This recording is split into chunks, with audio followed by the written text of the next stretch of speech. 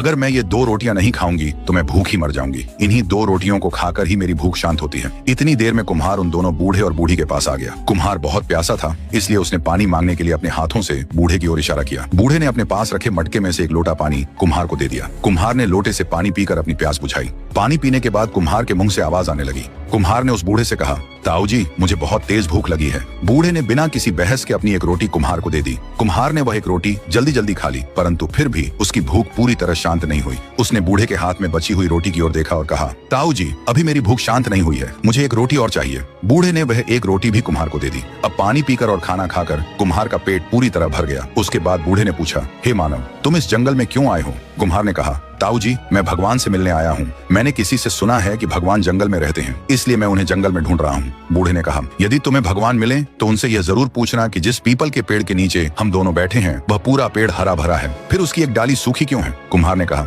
ठीक है ताऊ जी, जरूर पूछूंगा।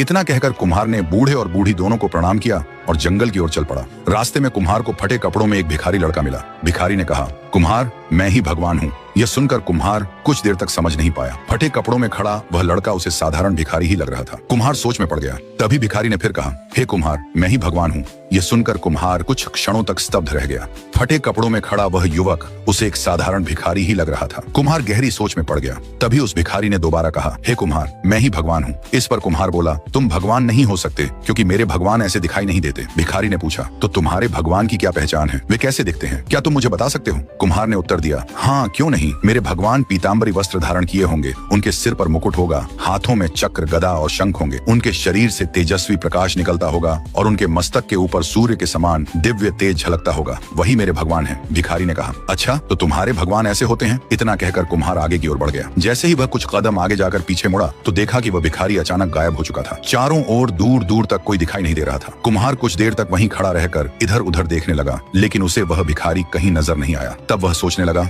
सुनसान जंगल में कोई व्यक्ति इस तरह अचानक कैसे गायब हो सकता है? ये सोचकर कुम्हार फिर से जंगल के भीतर आगे बढ़ गया। तभी उसने देखा कि उसके सामने स्वयं भगवान खड़े थे। उनके शरीर से तेजस्वी प्रकाश फैल रहा था, सिर पर मुकुट सुशोभित था, हाथों में चक्र, गदा और शंख थे और वे पीतांबर धारण किए दिव्य रूप में उसके सामने उपस्थित थे। भगवान ने कुम्हार से कहा, आओ कुम्हार, तुम यहाँ कैसे आए हो? कुम्हार ने विनम्रता से कहा, हे भगवान, मैं आपसे ही मिलने आया हूँ। मेरे मन में कुछ प्रश्न हैं जिनके उत्तर मैं आपसे चाहता हूँ। भगवान ने कहा, निश्चिंत होकर पूछो कुम्हार। कुम्हार बोला, मेरा पहला प्रश्न राजा के बारे में है, उन्हें संतान क्यों नहीं होती? भगवान ने उत्तर दिया, राजा के पिता और दादा ने ब्राह्मणों को भूमि दान में दी थी, लेकिन राजा ने वही भूमि उनसे वापस छीन ली। इसी अन्याय और ब्राह्मणों के श्राप के कारण राजा को संतान प्राप्त नहीं हो रही है। ये सुनकर कुम्हार ने पूछा, हे भगवान, अब ऐसा क्या किया जाए जिससे राजा को संतान प्राप्त हो सके? भगवान बोले, यदि राजा को संतान चाहिए तो उसे ब्राह्मणों से छीनी गई दान की